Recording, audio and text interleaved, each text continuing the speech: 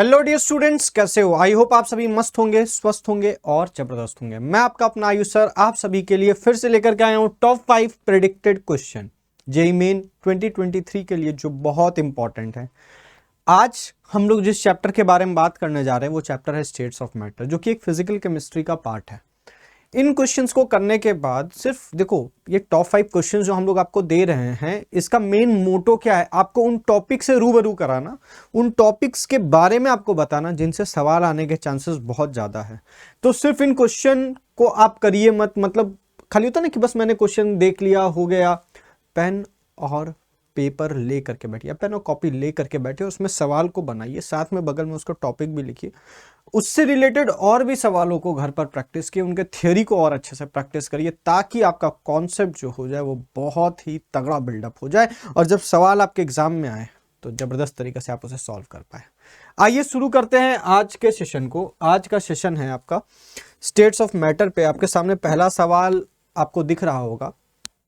पहला सवाल आपका क्या है? देखिए, ये आइडियल गैस इक्वेशन पर बेस्ड है।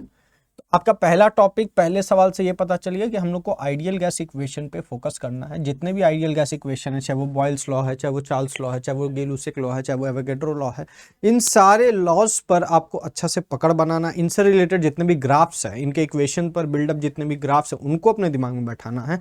इनसे रिलेटेड जो भी न्यूमेरिकल है, जो उनके इक्वेशन बिल्डअप होते हैं, जैसे P1V1 is equals to P2V2 या V1 by T1 is equals to V2 by T2, इस तरीके के इक्वेशन बेस्ड सवाल भी आपको देखने को आपके एग्जाम हॉल में मिल सकते हैं। तो आइए देखते हैं ये सवाल आप किस तरीके से इसको सॉल्व करेंगे। Which one of the following is correct? PV versus P graph. PV versus P graph मतलब कहीं ना कहीं रिलेशन किसके बीच में?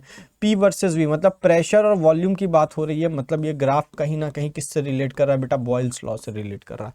बोल दिया है एट कांस्टेंट टेम्परेचर, तो बॉयल्स लॉ में टेम्परेचर भी क्या होता है बेटा? कांस्टेंट होता है। For an ideal gas P and V stands for pressure and volume of the gas. कौन सा ग्राफ सही है? आपको पीवी वर्सेस पी का ग्राफ बनाना। तो आप जानते हैं कि पीवी इज इक्वल्स टू क्या होता है? कांस्टेंट होता है।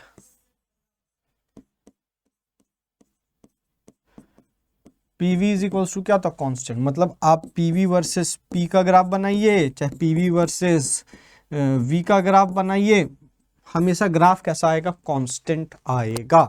Is it clear? तो आप यहां पर देख लो ध्यान से, पीवी वर्सेस पी का कौन सा ग्राफ कांस्टेंट है? जहां पर पीवी की वैल्यू चेंज ही नहीं हो रही, तो वो आपका ऑप्शन ए है। बाकी सब में पीवी की वैल्यू आपको चेंज होती हुई नजर आ रही है, इसलिए आपका ऑप्शन बी, ऑप्शन सी और ऑप्शन डी, ये तीनों के तीनों ऑप्शन क्या हैं? गलत है। आइए आगे बढ़ते हैं नेक्स्ट सवाल की ओर।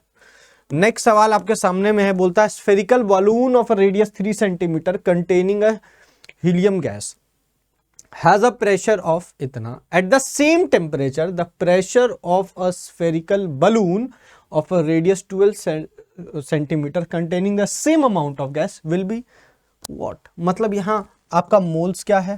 कांस्टेंट। टेम्परेचर क्या है? कांस्टेंट। ये दोनों कांस्टेंट होते हुए नजर आ रहे हैं। जल्दी से बोलिए हाँ या ना। अब आपको अगर ये दोनों चीज कांस्टेंट होते हुए नजर आ रहे हैं, तो आपको भी एक बात पता है क्या?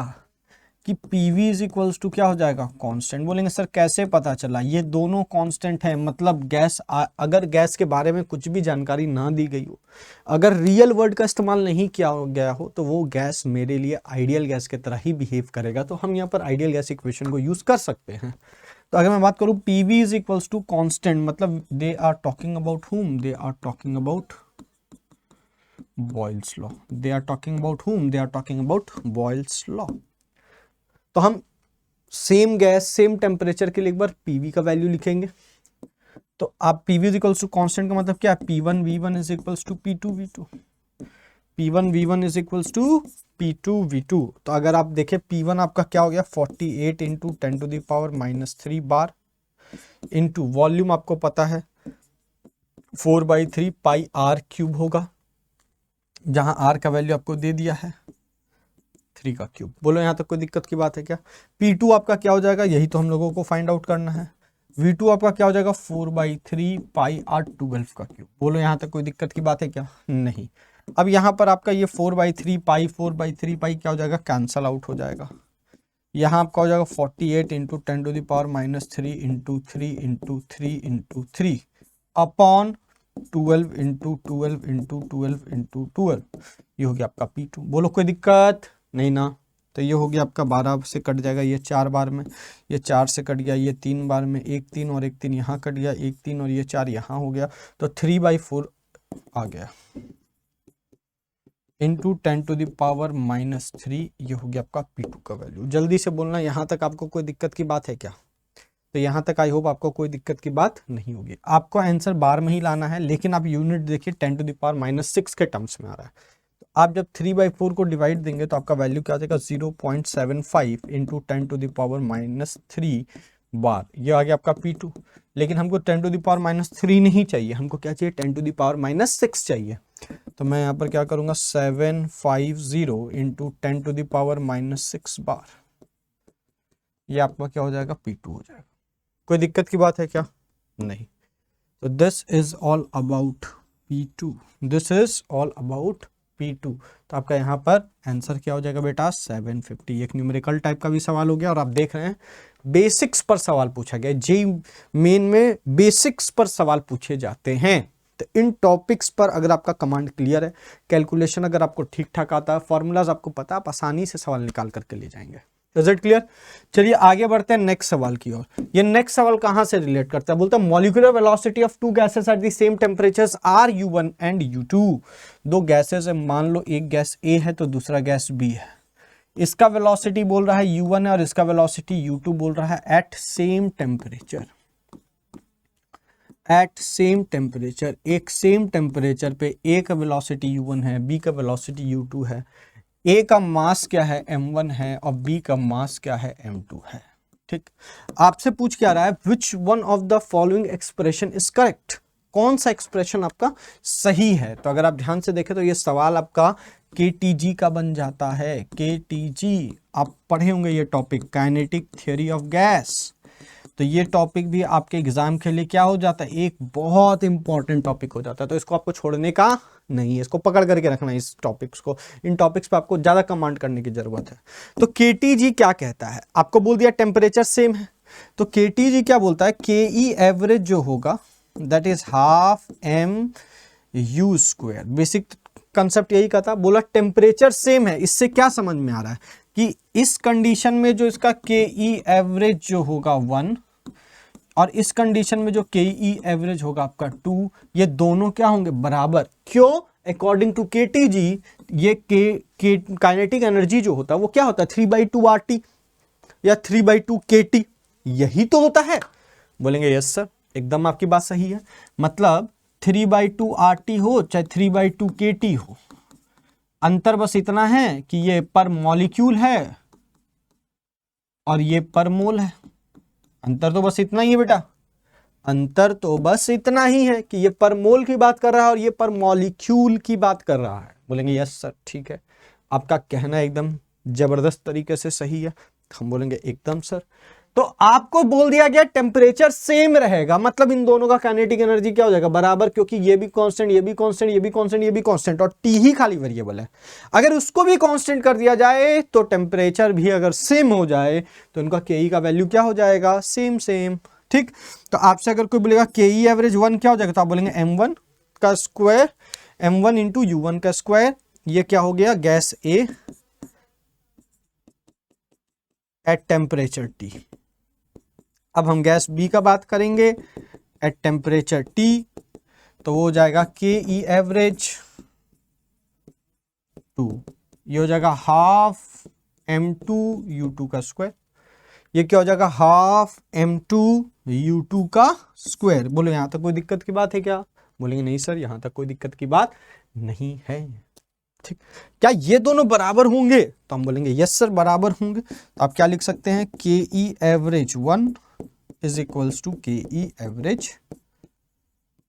2 हो जाएगा। अब आप KE एवरेज 1 के जगह पे क्या लिख देंगे बेटा, हाफ M1 U1 का square is equals to half M2 U2 का स्क्वायर। ये हाफ और ये हाफ कट गया, रिलेशन आपके सामने है। हाफ M1 U1 का square is equals to half M2 U2 का स्क्वायर। तो this will be your relation. Are you getting the point? क्या आपको इन ऑप्शंस में कहीं पर नजर आ रहा है? Yes, it's ABCD। Yes, option D is your correct answer. देख रहे हो, बेसिक्स जिसका स्ट्रॉन्ग है जेईई का सवाल आसानी से वो निकाल करके ले जाएगा। चलिए आगे बढ़ते हैं नेक्स्ट सवाल की ओर। अब ये नेक्स्ट सवाल कहाँ का है? ये नेक्स्ट सवाल आपको ये देख करके ही पता चल रहा है किसका है बेटा, Maxwell distribution velocity distribution curve से है। मैक्सवेल वेलोसिटी डिस्ट्रीब्यूशन कर्व से है। क्या ये बात क्लियर है? अब आपको भी पता है यार, ये ग्राफ्स आपको क्लास में पढ़ाया जाता है कि ये वाला किसका है, मोस्ट प्रोबेबल स्पीड VMPS, ये बीच वाला किसका है, V एवरेज का है, और ये सबसे आगे वाला किसका है, VRMS का है। बोलो यहाँ तक कोई दिक्कत की बात है क्या? हम बोलेंगे नहीं, कोई दिक्कत की बात नहीं। मतलब C वाला किसका हो गया, RMS। अब बोलेंगे सर ऐसा क्यों? तो आप पढ़े होंगे एवरेज वेलोसिटीज में राम का कंसेप्ट। बोलेंगे सर राम नाम तो हर जगह फेमस है, राम नाम जपो, एक सवाल तो आपका जेई में बन ही जाएगा, एक सवाल का तो नैया पार हो ही जाएगा। तो VRMS is greater than V average is greater than VMPS। तो आपको इसी फॉर्मूले पे ये समझ में आ रहा है कि ये RMS है, ये एवरेज है और ये MPS है। तो C वाला आपका क्या है, RMS, C वाला क्या है, RMS, B वाला क्या है, एवरेज, A वाला क्या है, MPS। तो ऑप्शन डी क्या हो जाएगा आपका, सही। ऑप्शन डी क्या हो जाएगा बेटा, सही। क्या यहां तक आगे आपको बात समझ में? Of course. आगे बढ़ते हैं बेटा नेक्स्ट क्वेश्चन की ओर। Question number 5। क्वेश्चन नंबर 5 में जाए तो बोलता है कंसीडर द फॉलोइंग। आपको ए और, अब ये क्वेश्चन कहां का आ रहा है, ये क्वेश्चन आ रहा है रियल गैस वेंडरवाल इक्वेशन।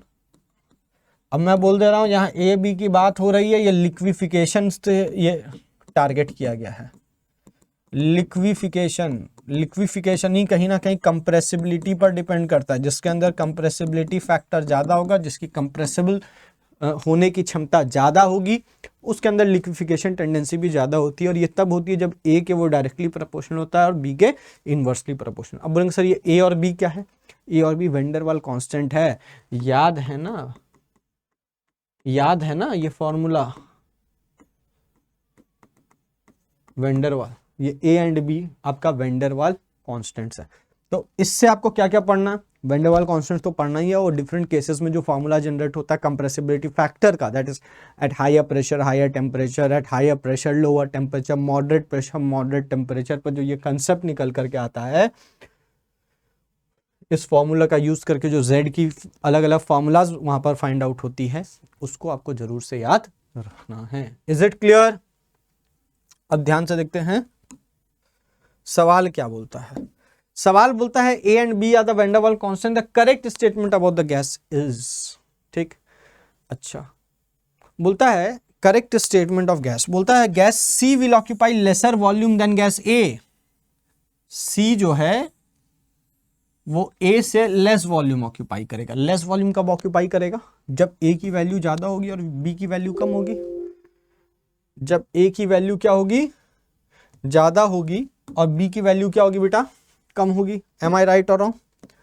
तो ए की वैल्यू किसकी ज्यादा है, ए की। बी की वैल्यू तो दोनों में क्या है, सेम। तो जिसकी ए की वैल्यू ज्यादा होगी वो लेस वॉल्यूम ऑक्यूपाई करेगा, वो कंप्रेसिबल हो पाएगा। तो ए की कंप्रेसिबिलिटी ज्यादा है, ए का वॉल्यूम क्या होगा, कम। यहां पर उल्टा लिख दिया, gas C will occupy lesser volume of gas A, मतलब ऑप्शन ए तो आपका क्या हो गया, गलत। आगे बढ़ते हैं। Gas C will occupy more volume than gas A, ये स्टेटमेंट आपका सही है, ये स्टेटमेंट आपका सही है, कोई दिक्कत है क्या?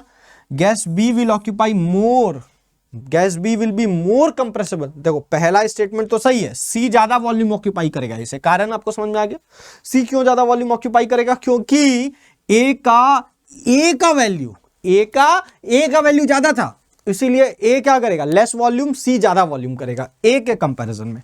अब बी और डी को कंपेयर करो, बोलता है B will be more compressible than D. तो अगर मैं बी और डी को कंपेयर करूं तो इसकी ए की वैल्यू क्या हो जा रही है, सेम। अब हम उसको किसके बेसिस पे कंपेयर करेंगे, बी और डी के, बी के वैल्यू पर कंपेयर करेंगे। तो जिसकी बी की वैल्यू कम होगी उसकी कंप्रेसिबिलिटी क्या होगी, ज्यादा। तो बी की वैल्यू कम किसकी है, बी की है, तो B will occupy less volume as well as more compressible. मतलब ये दोनों स्टेटमेंट्स आपके क्या हैं, सही है। ऑप्शन बी विल बी और करेक्ट स्टेटमेंट। तो आई होप आपको यहां तक चीजें समझ में आ गई होगी, यहां तक आपको चीजें समझ में आ गई होगी। इज इट क्लियर बेटा? तो यहां तक अगर आपको चीजें समझ में आ गई है तो आपको 5 टॉपिक्स मिल गए होंगे। 4 से 5 टॉपिक्स आपको अच्छे से ये कर लेने हैं। सवाल इस पे और ज्यादा लगाना है ताकि आपके कॉन्सेप्ट और तगड़े तरीके से बिल्डअप हो और आप अपने इस जेईई मेन 2023 में एक सवाल तो जरूर इस चैप्टर से बना करके आए। ठीक है, तब तक के लिए मस्त रहे, स्वस्थ रहे और जबरदस्त तरीके से अपने तैयारी को आगे बढ़ाते रहे। फिर मिलेंगे आपसे नेक्स्ट 5 क्वेश्चन के साथ जो आपको 5 नए टॉपिक्स की जानकारी देगा। ठीक है, बाय बाय।